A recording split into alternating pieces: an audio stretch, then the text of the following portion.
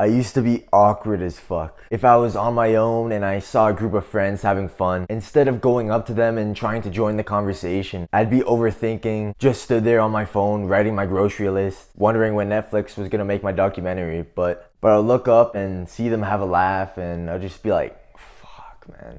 It wasn't until I let myself get out there and let myself be awkward and get embarrassed that I finally started to feel connected with my fellow brothers and feel part of the tribe. What's up? My name is Johnny, and today my goal is to get you out of your comfort zone, to get you socially queued up, and to stop stuttering your life away when you're talking to your crush. Basically, to stop being awkward without having to be an extrovert. But first, let me tell you a bit of my story. I'd always been a really awkward, really a kind of weirdo of a guy, you know. I just didn't get social skills. I didn't know when the time was right. I was kind of a goofy guy, just saying weird stuff all the time. And looking back, you know, I was kind of an embarrassment to like the friends that I did have, you know, whenever they would bring me around with some other people or whenever we'd be in a group situation. I remember one moment that really just fucking hurt me was my best friend got invited to a party, like our first like fucking high school kind of party, right? And this was something that we would talk about, you know, in fucking elementary school. We'd be like, oh bro, we're gonna go fucking crazy, you know? We thought that high school was gonna be like a fucking movie and shit. We thought we were gonna be able to, you know, just Post Malone up in there and stuff, but he got invited to this party and then I found out about it, and then I found out that I wasn't exactly invited,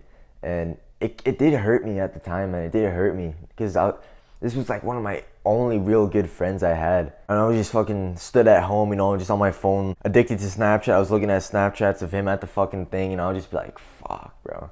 I couldn't even blame him because I was that fucking weirdo of a guy that I was a fucking liability to bring around, you know, to introduce to other people. But cut to now, just the other week, I was at my school's formal dance type of thing, and I made it my mission to talk to as many people there as possible. So I was just going up to people, you know, throwing out compliments, hey, fucking, oh shit, you know, going up to people like, and there was this one guy there who I do know, I've had him in a few of my classes, but I don't really know him like that. He was walking to go get something and I just stopped him, and then, you know, he turned around with a bit of a confused expression on his face. But then I could just see his face just like kind of light up a bit when I just gave him a compliment on his sunglasses, you know. And just going out to people and seeing them go from confused to your face is just lighting up, you know, after spreading the love, you know. It was a good feeling, man. It was a good feeling.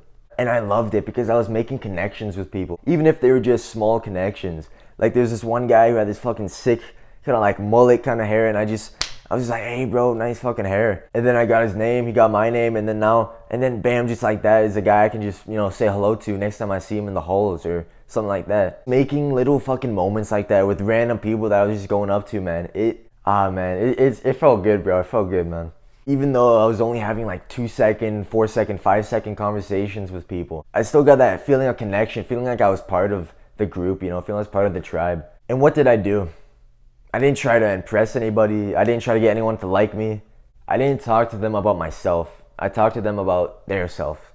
Because I was interested in them, they were interested in me. And as an introverted guy who doesn't have all that much fucking energy for those big social events, I didn't need to say much to make those connections and to plant those seeds. But why are you awkward? You're awkward because you're too caught up in your head. You're too consciously concerned, too anxious about saying or doing the right thing in a social interaction. And because you're not present, you're not in the moment, you're too caught up in your head, you don't pick up on social cues. You're thinking way too much about yourself and not what's going on here in the present moment and what's going on with the person you're talking to. And look, I'm not trying to smoke your salmon or anything. I'm not saying that you're just an outcast kind of guy and it's going to be like that way forever. You're just always in your head. You haven't even given yourself the chance to be in a conversation. So what's the outlook we should have on social interaction? Stop thinking about what's going on in your life and what's been happening in your day and what you want to do. Stop thinking about what you're going to say and pay attention to what they're saying. Be present. Don't think about, oh, how can I use this person or this conversation to make my day better? Think about how you can make this person's day through this conversation. Basically, just think about the other person as opposed to thinking about yourself. Just think about it. If you're totally present in a conversation with someone and you're really paying attention and really listening to what they had to say and pay attention to them as a person, they'd feel fucking amazing.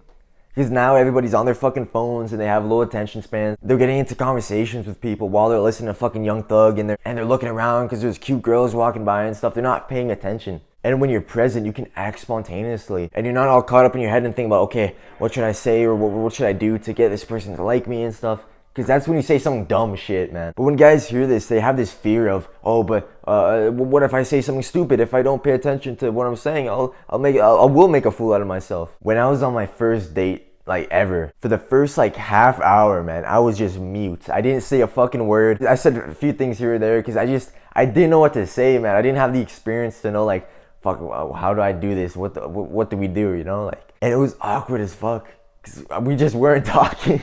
We just weren't talking or anything. But then eventually we got into this line because we were at at this fair thing, right? We got into this line for this big ass ride and it was a long ass lineup. So I kind of just forced myself to talk about something. I don't even fucking remember what, but we ended up going into a good conversation and it didn't go that bad.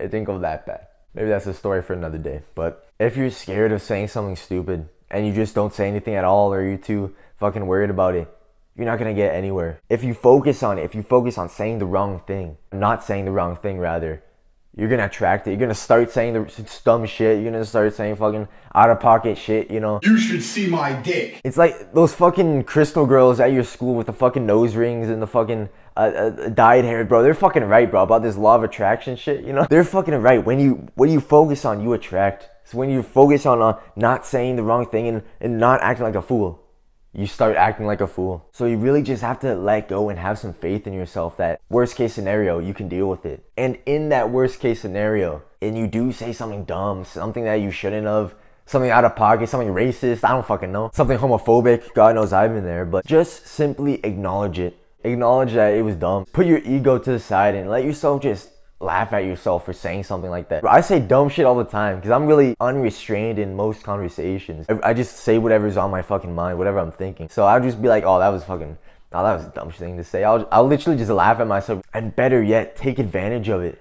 Turn it into a joke to lighten the mood. Whenever I fucking voice crack, when I'm trying to make a point, you know, when I'm gathering people around trying to speak some wisdom and I voice crack and it's awkward, I just acknowledge it and laugh at myself and make a joke out of it, and then everyone can just laugh about it. And if you're talking to a girl and you say something dumb, something stupid, you could take advantage of it by using it as a joke, or you can use it to flirt with her. So for example, if you're talking to a girl and then you like stutter your words or something, or you fuck something up because you're nervous or anxious, then you could legit just tell her, be honest with her and be like, hey, I'm anxious to talk to you, I'm nervous to talk to you. And you say it in a confident, sexy kind of way. You can actually use that to flirt with her and you might be able to fucking save the situation. But then another fear guys will have is like, oh, well, if I do, you know, just say something, well, what do I say if I don't think about what I say? I just don't know what to say in general. Most guys in awkward situations, they get caught in these fact-based conversations. And I really realized this when I was talking to my buddy a few weeks ago in my math class. He's a good guy. I'm sorry, bro, if you're watching this. He's a good guy.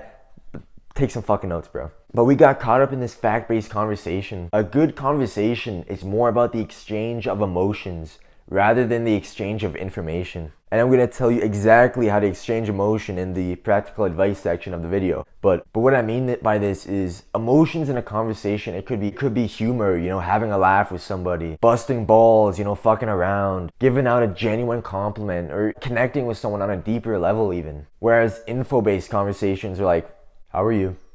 I'm good. How was your day? It was good. Nice. It's like, what's the practical advice? How do we take all this and actually put it into practice? Well, first off, you have to go out and let yourself be awkward to get that experience, to gain that social XP. You have to get out of your comfort zone. You have to leave your house and go talk to some random stranger, no matter how awkward it is. Like, have some big dick energy about it. Go talk to some old guy walking his dog in the park. Or go talk to somebody in your local supermarket in the fucking pantry aisle. And of course, it's not an acceptable way to act because everyone's got their safe spaces and you don't go in someone's safe space, you're gonna make them feel uncomfortable. Everyone's fucking too pussy to actually go and talk to people nowadays, but you have the power to go and make someone's day a bit better. To go show them a smile. Like, nobody even smiles anymore, man. The world's fucking depressing, bro. This shit is fucked. But listen to me. It is your right as a man to go up to people and talk to them. To go and try and have a conversation with random people you meet during your day. Not only is it your right, but it's what you should do. It's what we did long ago when we were connected with our tribe and connected with our town and our community and with the people around us. Before all this TikTok, social media bullshit and everyone's on their fucking phones and no one's talking to people anymore. No one's even smiling anymore, bro. But step by step, what do? Step 1 is to leave your house. Like right fucking now. After this video, don't fucking go and watch like, oh, I'm gonna go binge watch some fucking Logan Paul. Like go fucking, you have to get out of your comfort zone and leave your fucking house. Literally just step out the door. And that would be progress. If you're in class right now, when the bell rings, when it's your lunch or when it's between classes, you can just leave, go a different route or go sit at a different table. And step 2 is to say hi to someone you don't know. Remember, don't overcomplicate things. When you stay in your head, that's when you get awkward. If you're going up to somebody and you're thinking, okay, well, what should I say? Should I say hi? Should I introduce? You're already doing too much. You're already fucking yourself over. And I fucking feel for you, man, because having this like social anxiety where you can't help but stay in your head, it's fucking difficult, man. But you really do have to have the faith in yourself and the discipline to just push yourself and be like, okay, there's a person over here, let me just go. Like legit yell hey at people, like, hey, just get their fucking attention. And then at that moment, you have to be present, you have to be in the moment. You don't have time to fucking think, oh, what should I say? Like, you're legit there. You have to say something, and it's gonna go awkward. Find joy in that pain, knowing that you're getting one step closer to your goal. And you don't even have to say much. Literally just saying hello to somebody on your walk, that would be progress for us right now. We want to start small and work our way up. And step 3 is to create emotions, like I was talking about earlier. And the easiest way to do this is to give out a genuine compliment. And if you're asking, well, what do I compliment them on? What should I say? To give out genuine compliments to people, you have to look on the bright side of things. You have to look at the positives of everybody you meet. And a long-term solution to doing this is gratitude journaling. Yet another reason to do gratitude journaling, yet you're still not doing it, you fucking pussy. But if you don't know, gratitude journaling is literally just writing 5 things a day that you're grateful for. And when you do this every day, you condition your mind to start looking and thinking positively about things. And a way to practice this in real time is when you're walking by people, just in your mind, you don't have to say it to them yet, but just in your mind, think of 3 things you like about this person. It can be anything, man, what they're wearing, there's some physical attribute, their smile, their eyes, their hair. Maybe you like their vibe or their energy, you know, if you're a vegan. And I promise you, you can find 3 things that you like about fucking everybody. And then when you go to give a compliment to this person, you can choose one of those 3 things that you like about them and just let them know. And bonus step, hit the fucking books. There are books filled with social skills information that you can use. And the 2 books I would recommend is Dale Carnegie's How to Win Friends and Influence People. Fucking changed it all for me. And then the book The Charisma Myth, which is really good too, which is a bit more practical and science-based advice, with How to Win Friends and Influence People more concept-based. But you can't just read the books, you have to implement the advice. So what I recommend is start going up to people now and then order the books online or go to the store the next weekend or whatever to get the books. And then read the books as you know you're going up to people every day, as you're getting the experience in real life, and slowly implement what you've learned. Read a chapter in a book and then go out and use it. And you'll make the excuse that, oh, well, I can't do this because I'm an introvert and I don't go up to people and I'm not built like that. And I'd be classified as an introvert too, man. Even though I'm loud as fuck, you know, on fucking camera, and in real life I can be loud as fuck too sometimes. But you should be able to tap into it. You should be able to tap into that confidence, and at least knowing how and having the experience to go and talk to people around you. Because I like the choice. I'd rather be able to and choose not to than to not be able to do it in the first place. Don't be afraid to give up the good for the great. Peace out.